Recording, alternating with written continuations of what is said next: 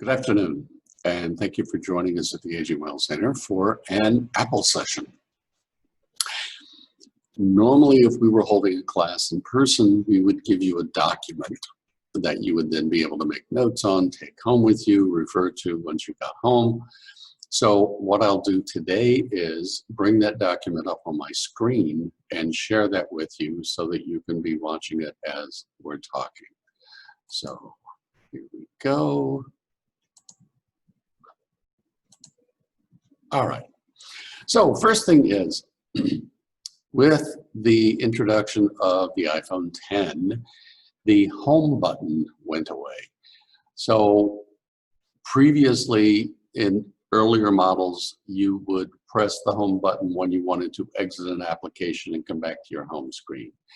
You would double tap the home button when you wanted to see a list of your open apps. So now, with the loss of the home button, one of the first things you'll see is that, I'm going to hold my phone up for you so you can see what I'm talking about. You've got more screen space without a home button.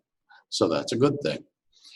The other thing is you need to learn a couple of new gestures. So when I'm looking at my phone, if I swipe down from the top, then that will now open my control screen.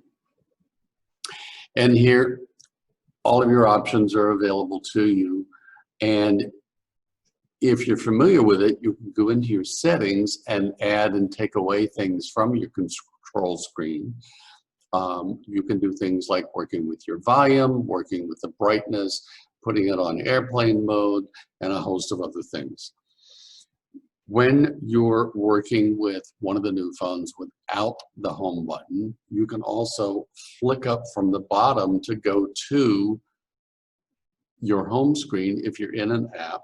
So if I'm in something and I want to exit, I'm just going to flick up from the bottom and it takes me back to my home screen. If going from the bottom, instead of flicking and releasing, if I flick but hold and go up halfway, then what I'm going to do is see the apps that are open on my phone, and I can scroll through them and go from one app to the next. Additionally, one of the new features on the iPhone is that they have added this emergency call system. So if your screen is locked, notice that there is the word emergency on your screen. So if you have set up your phone to enable this, anybody who comes along is able to then call emergency personnel on your behalf, even if they don't have a phone. Also, if you've set it up, when this happens, it would also notify your emergency contacts so that they would be told where you are at that moment and that you are in an emergency situation. You can also have your phone set that if you press the side button, this is for an iPhone 8 or later, if you press the side button repeatedly, it will dial emergency for you. For many people, this is a good option to have. For me, unfortunately, I have tended to hit that button repeatedly too often and dialed 911 a couple of times, so I turned it off. Matter of choice. But if you do want to set it up or turn it off, go to your settings, choose the emergency SOS, and then either turn it on or turn it off. Setting up your emergency contacts is done as part of your medical ID. So if you go into the Health app and say that you want to set up your medical ID, you can do this as part of that medical ID. You can see on the screen here, what happens is someone who then is assisting you at the hospital would have information on you. They would not only see your name so that they could address you properly, and potentially look up records if you're at a location you've been to before, but they also have your birth date, so they have your age. They would have any medical conditions that you've entered. They'd have allergies that you have listed. They would have medications that you're currently taking, your blood type if you enter that. It would just give them a wealth of information to better assist you in an emergency. They would also be able to see the emergency contacts that you have set up, and they would be able to, if they needed more information, to call and talk with that individual.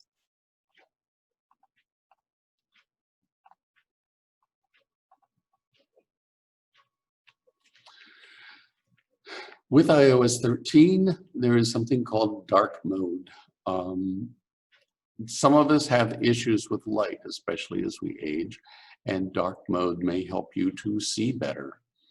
You can set up dark mode to be on always. You can set up dark mode to come on automatically. In these pictures that you're seeing, you can see that the one is a bit darker than the other, and you'll notice that in the side-by-side pictures, the icons actually will stand out a little differently, especially if you're in a group of icons. Seeing this in person is a whole lot better than the picture, so maybe you want to try it out for yourself and see how it looks and see what you think of it. So again, you'd go into your settings and set dark mode. Signing in with Apple. This is, I think, a really great idea. Apple has now allowed you to sign into other things using your Apple ID. So many people are becoming conscious of what information is out there and what information is being shared with others. Apple doesn't track you. Apple does not profile you. Apple doesn't do any of those things that none of us want to happen. So if you are about to log into a website and you see that you have the option to sign in with Apple, then that may be something that you want to do going forward, as then you're not sharing personal information and you're keeping it secure, because the only person who has your personal information is Apple, not all of these other companies. So it's something to help you feel more secure about your information.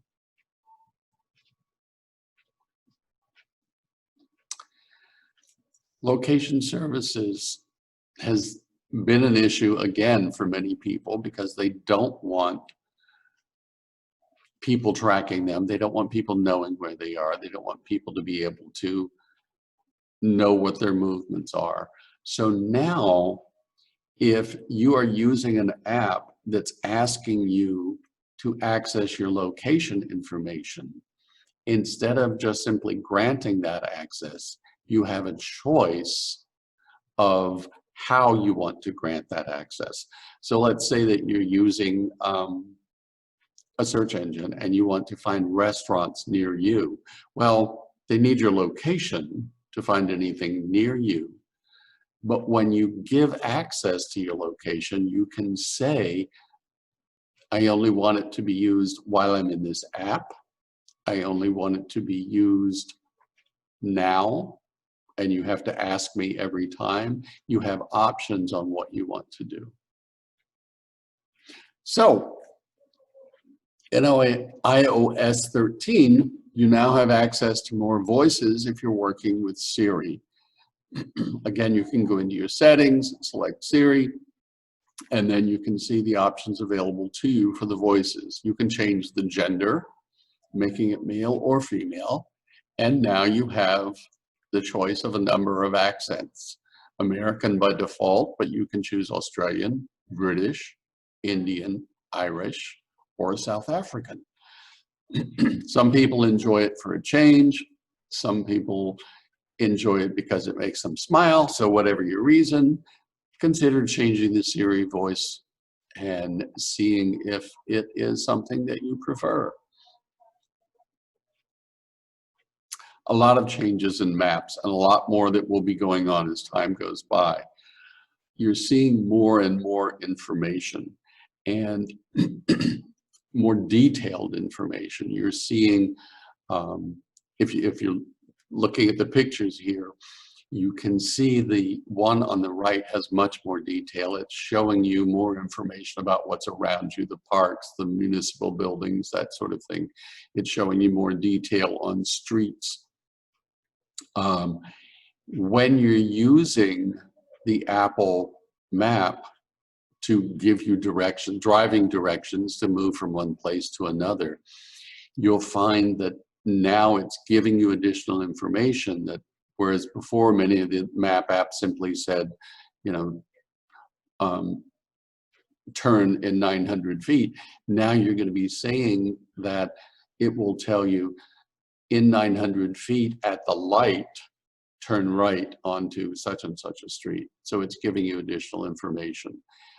If you're able to watch the screen in addition to listening to it, it will, when possible, list the current speed limit for you in the area you're driving through.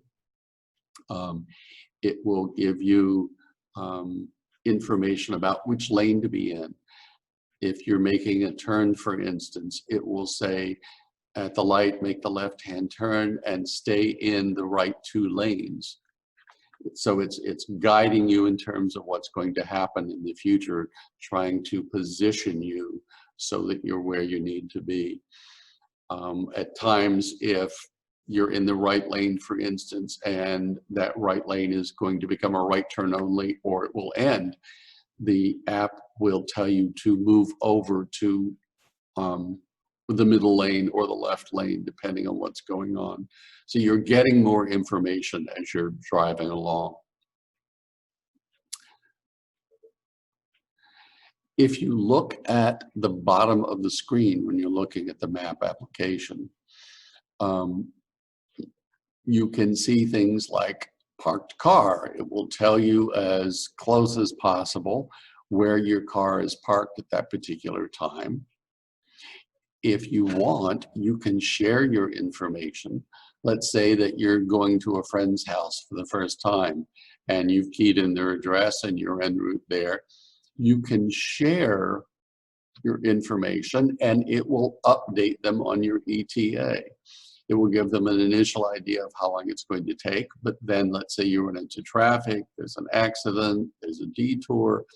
It will continue to update them via message on what your arrival time is expected to be. This can be a really great thing if you're headed home and someone is trying to prepare dinner for you, then you might want to share so that they have a better time of when it is that you're going to reach there.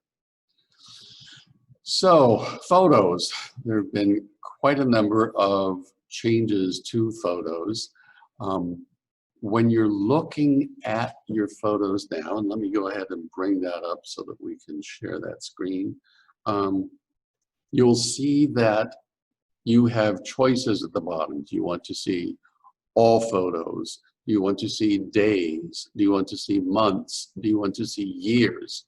So depending on what you choose, it may make it faster and easier for you to find a specific photo that you're looking for. If you know that this is from your trip last year to the Bahamas, then you could go to years, go back to last year, and then go to the month within the year to find those particular photos. When you're in, let's say, you're seeing all of your photos at once, you can zoom in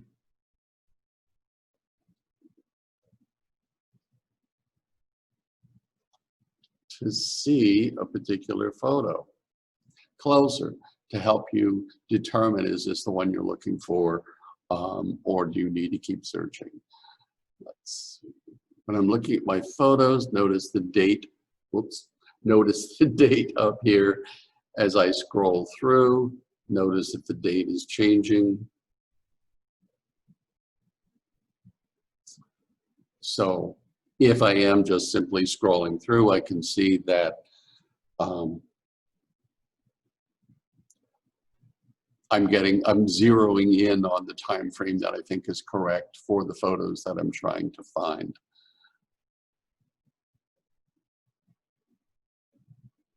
When I go into days, notice that what happens is now it's giving me an idea of where these were taken.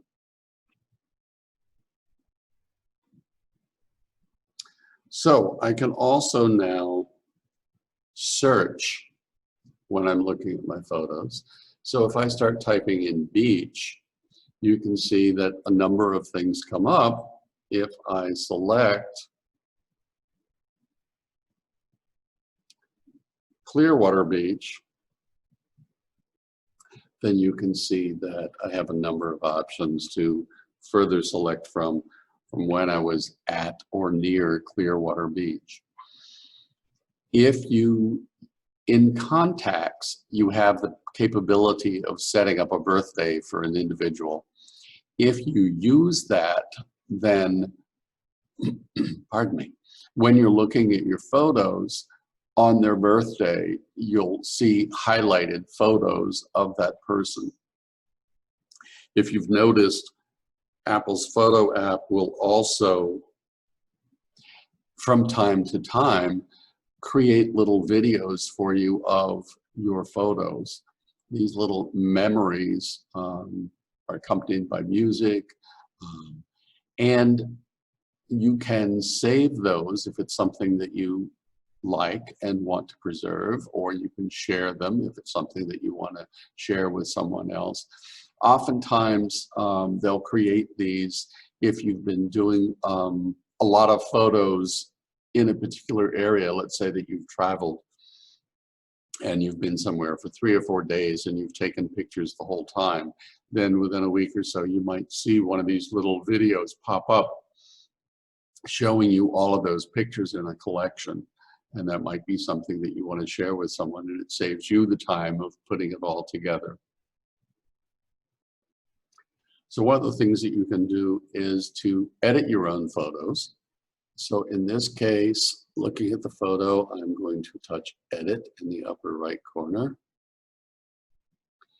And what I do, I get some different options available to me for this particular photo and what I might want to do.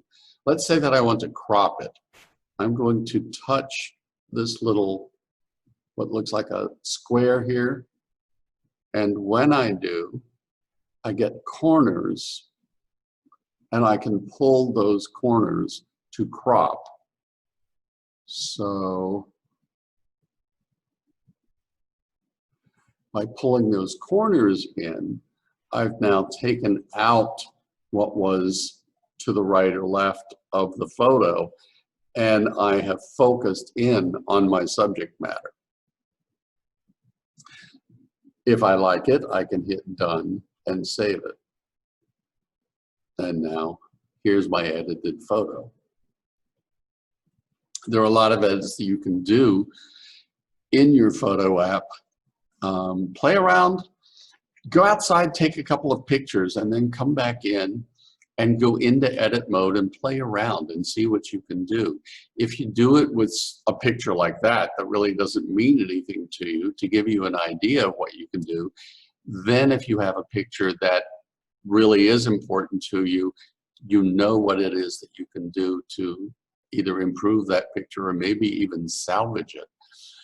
Sometimes you'll take pictures and the lighting isn't right, and so what you end up with is a really dark photo. Don't automatically delete it. Edit it and see if you can use the brightness control, the white balance. There's any number of things that you could do to potentially bring that to the point where you can actually see the people in the picture, even though it may have looked almost black before, or they were so dark you couldn't tell who they were. So take the time and explore, and you may be able to save what's really a good picture that you would have deleted otherwise.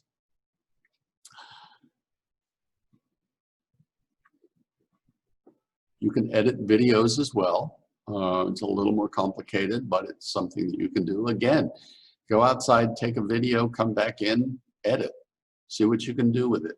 You're not going to lose anything by playing with something that you just, shot of a squirrel playing in your yard. So, thank you for joining us today. And hopefully when things change, you'll consider coming back to the Aging Well Center and joining us in person for a class here. And until then, keep watching for new videos to be added, and let us know if there's anything in particular that you would like to see. Thank you and have a great day.